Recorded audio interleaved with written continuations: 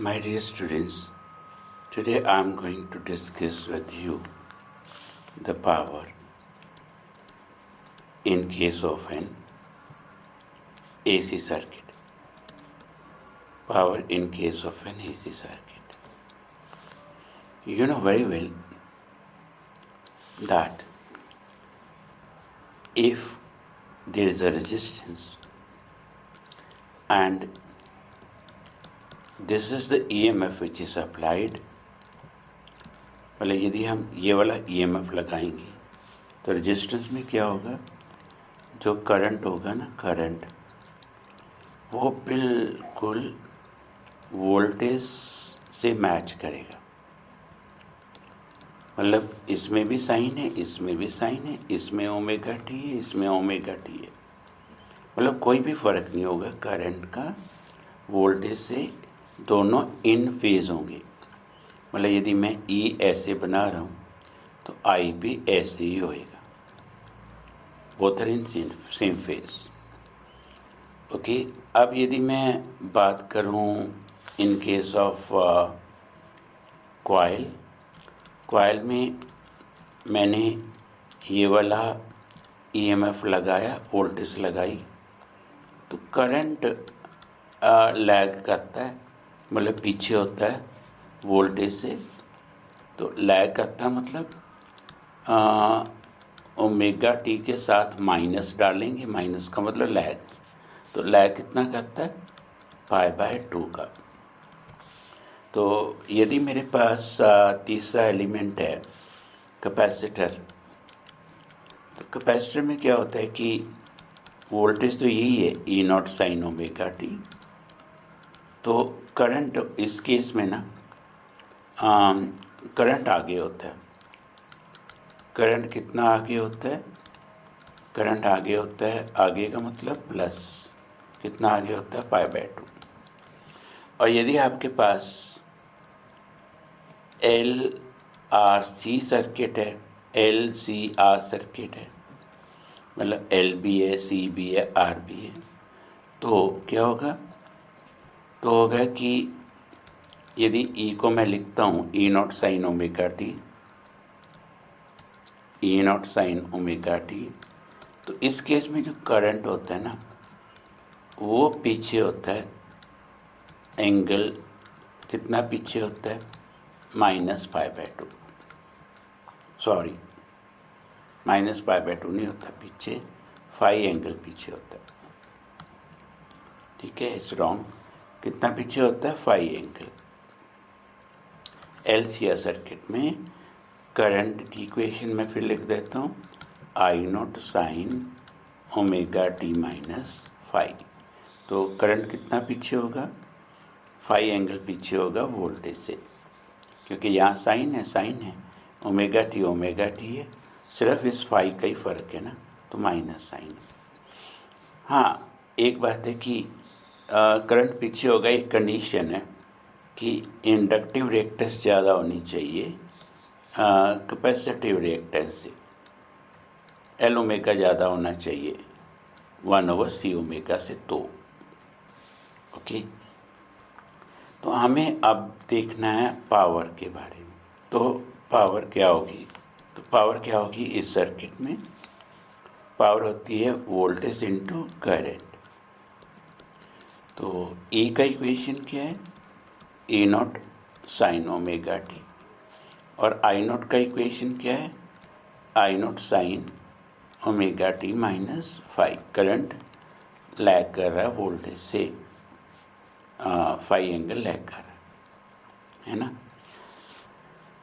तो आप क्या करिएगा, इसको करिएगा solve, E naught I not, okay, sign omega t.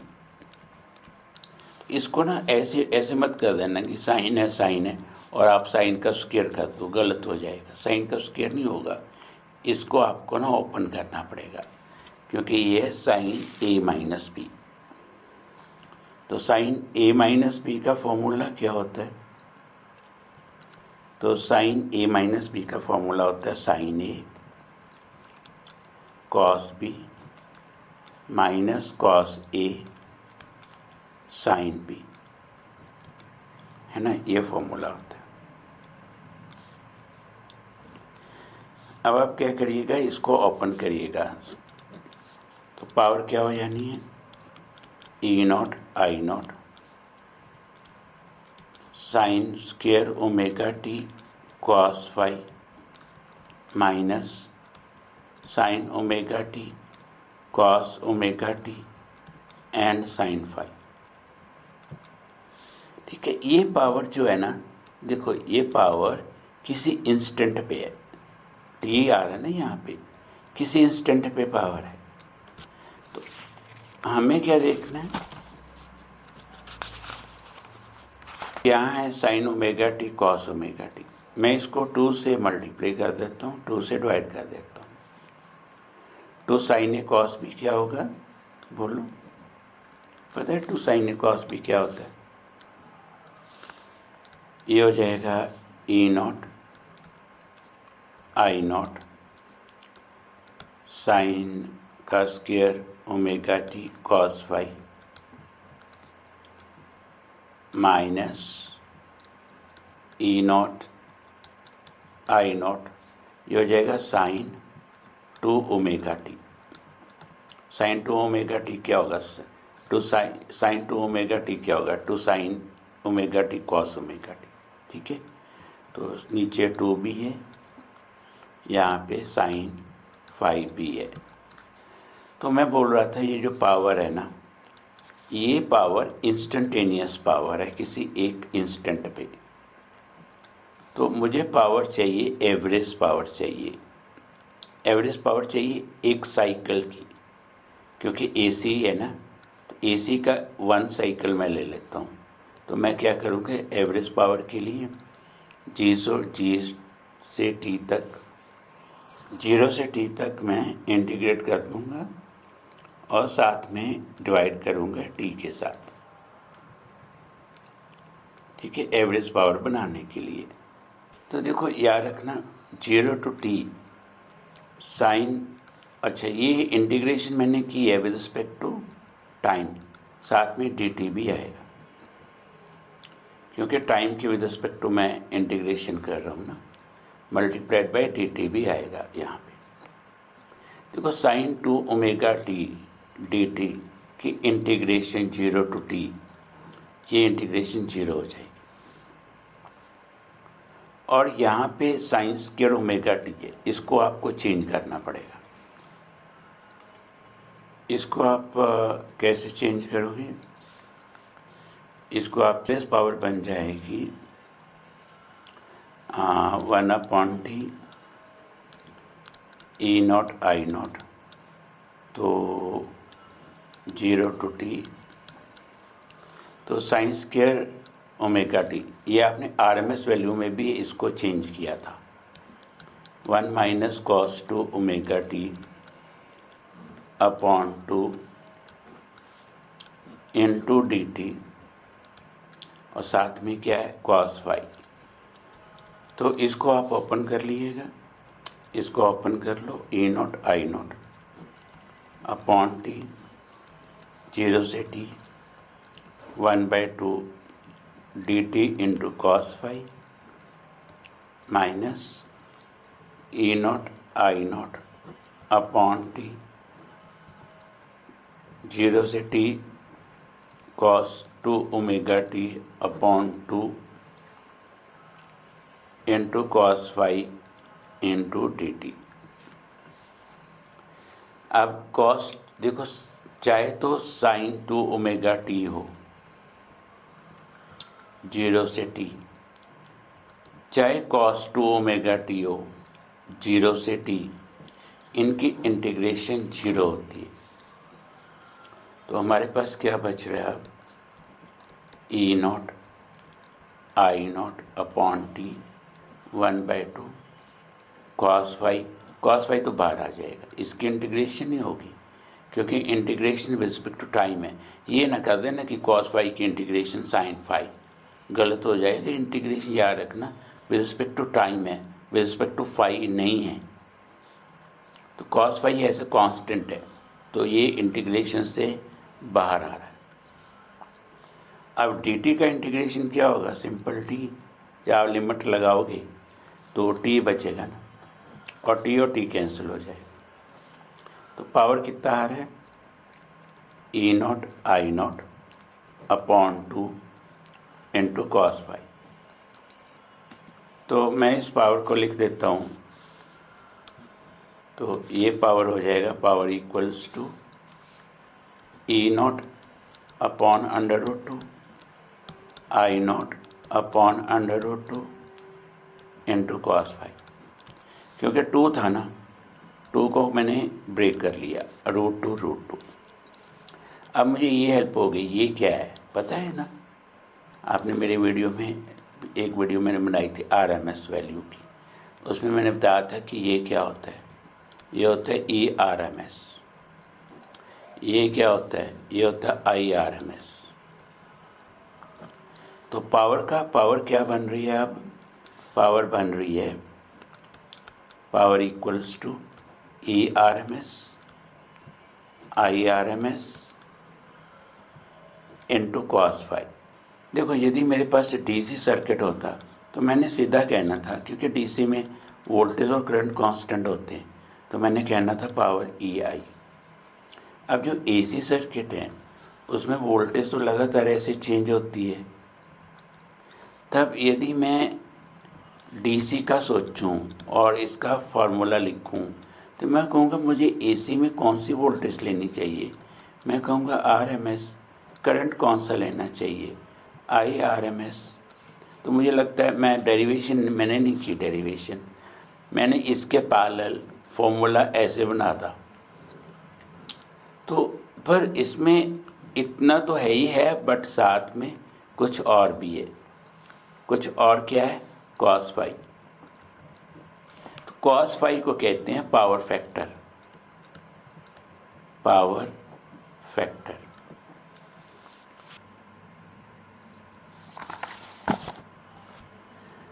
तो जो टोटल पावर हमारे पास बन रही है, जो एवरेज पावर बन रही है, वो पावर जो हमें लगता है, तो इसको कई बार वर्चुअल पावर भी कहते हैं, कि लगता है कि इतना पावर AC में होगा, लगता है ना, तो वर्चुअल कहते हैं इसे। तो साथ में कुछ फैक्टर भी आ रहा है, तो उसे क्या कहते हैं, पावर फैक्टर। मतलब जो AC के केस में पावर होएगी वो ERMS IRMS पे तो डिपेंड करेगी। कॉस फाई का बड़ा इंपॉर्टेंट रोल रहेगा, ठीक है। अब जैसे आपके पास सिर्फ ये रेजिस्टेंस है और कुछ नहीं है, तो फाई, इसमें फेस का डिफरेंस तो होता नहीं, फाई 0 होता है, तो पावर कितनी हो जाएगी, ERMS IRMS। और यदि आपके पास कॉइल का केस है, कॉइल की में क्या होता है, वोल्टेज लीड होती है ना 90 डिग्री, तो कॉस 90 कितना होगा, 0, पावर 0 हो जाएगी। हाँ, एक बात है कि कॉइल रेजिस्टिव नहीं होनी चाहिए, नो रेजिस्टेंस, ऐसा होना मुश्किल है वैसे, क्योंकि कोई भी जो कॉइल बनती है किसी वायर की बनेगी, यदि वायर की बनेगी उसका रेजिस्टेंस तो होगा ही होगा। पर हम आइडियल केस ले लें कि इसका रेजिस्टेंस है ही नहीं है, तो पावर 0 होती है। तो ऐसा करंट जो पावर को 0 कर दे, एवरेज पावर को 0 बना दे, उसको करंट को क्या बोलते हैं, वॉटलेस करंट। वॉटलेस करंट मतलब जिस करंट के साथ पावर एसोसिएटेड 0 है, ठीक है, उसको करंट, ये करंट किस में होएगा, ये होएगा प्योर इंडक्टर में। प्योर बहुत इंपॉर्टेंट है, जिसका रेजिस्टेंस नहीं है, प्योर इंडक्टर में जो करंट होगा वो वॉटलेस होगा। क्यों वॉटलेस होगा, क्योंकि वो पावर ही नहीं बनाएगा, पावर वेस्ट ही नहीं होगी, पावर कोई कंज्यूम ही नहीं होगी, ठीक है। ये इसका फ़ायदा बहुत है, ये AC को कंट्रोल भी कर लेगी कॉइल, बिना पावर को यूज़ किए, मतलब बिना पावर को डिक्रीज़ किए, उसको डिसिपेट किए, पावर यूज़ ही नहीं करेगी और एसी कंट्रोल भी हो जाएगी। ऐसी कैपेसिटर का केस है। कैपेसिटर में क्या होता है, फाई कितना होता है, वोल्टेज लैग होती है ना, तो -90, चाहे -90 हो, कॉस फाई ने फिर भी 0 हो जाना। तो पावर प्योर कैपेसिटर में कितना होगा, 0। कंडीशन वही है, कोई रेजिस्टेंस नहीं होना चाहिए, नो रेजिस्टेंस देन। तो कैपेसिटर भी वही काम कर देगा, एसी को कंट्रोल कर देगा बिना पावर को डिसिपेट किए। तो करंट को, जो कैपेसिटर में करंट होगा तो उसे हम क्या कहेंगे, वाटलेस, मतलब उसमें वाट ही नहीं है, मतलब पावर कंज्यूम ही नहीं हो रही है और एसी भी कंट्रोल भी होती जा रही है। तो कॉइल का केस कैपेसिटर का केस सेम है। पावर फैक्टर कितना होता है, कॉस फाई 0, क्यों, फाई 90 या -90, ठीक है। तो पावर ये कंज्यूम नहीं करते, पावर डिसिपेट नहीं होती और एसी कंट्रोल भी हो जाता है। पर यदि ये रेजिस्टिव सर्किट ना हो तो मैं लास्टली आ जाता हूँ। तो लास्टली हम डिस्कस कर लेते हैं LRC सर्किट में, जिसमें इंडक्टर भी है, कैपेसिटर भी है, आर भी है। तो उसमें कॉस फाई क्या होता है, याद है, उसमें कॉस फाई हमने इम्पीडेंस ट्रायंगल बनाई थी, मेरा वीडियो देख सकते हो। तो उसमें इम्पीडेंस ट्रायंगल बनाई थी ना, यहाँ आर था, यहाँ L ओमेगा -1/C ओमेगा, ये फाई था, ये इम्पीडेंस था। तो इम्पीडेंस काहे के इक्वल था, R² plus L omega -1/C omega का स्क्वायर। तो इसमें कॉस फाई कितना था, कॉस फाई था बेस क्या, R अपॉन हाइपोटेन्यूज, हाइपोटेन्यूज क्या है, जेड क्या होता है, ये इम्पीडेंस।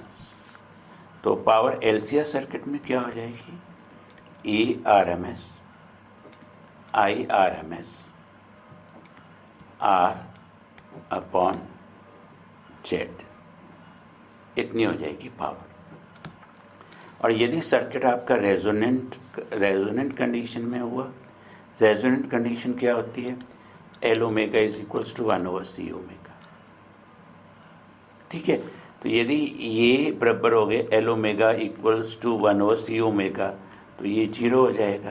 तो जेड की क्या होएगा, जेड भी आर ही हो जाएगा। फिर ये रेजोनेंस कंडीशन की बात है, क्योंकि रेजोनेंस कंडीशन में L omega equals to 1/C omega perpendicular तो होगा ही नहीं, परपेंडिकुलर नहीं होगा तो आर और जेड एक ही हो जाएंगे, सेम, उनमें फ़र्क नहीं होगा, जेड और आर की वैल्यू सेम होगी फिर, क्योंकि L omega equals to 1/C omega, no perpendicular, ठीक है। तो जेड आर के इक्वल हो जाएगा। तो पावर रेजोनेंस कंडीशन में एलसीआर सर्किट में कितनी हो जाएगी, ERMS इंटू IRMS, बस, मतलब पावर उतनी कंज्यूम होगी जितनी प्योर रेजिस्टिव सर्किट में होती है। प्योर रेजिस्टिव सर्किट हो तब भी इतनी होती है। तो यदि एलसीआर सर्किट हो, रेजोनेंस कंडीशन में हो, तब भी पावर इतनी ही होती है। तो इतना कुछ था, बाकी आप खुद कर सकते हो। कुछ नहीं आएगा तो मुझे कमेंट्स बॉक्स में लिख दीजिएगा, ठीक है, ओके। और प्लीज़, मेरा काम छोटा सा है, ज़्यादा बड़ा नहीं है, लाइक एंड सब्सक्राइब।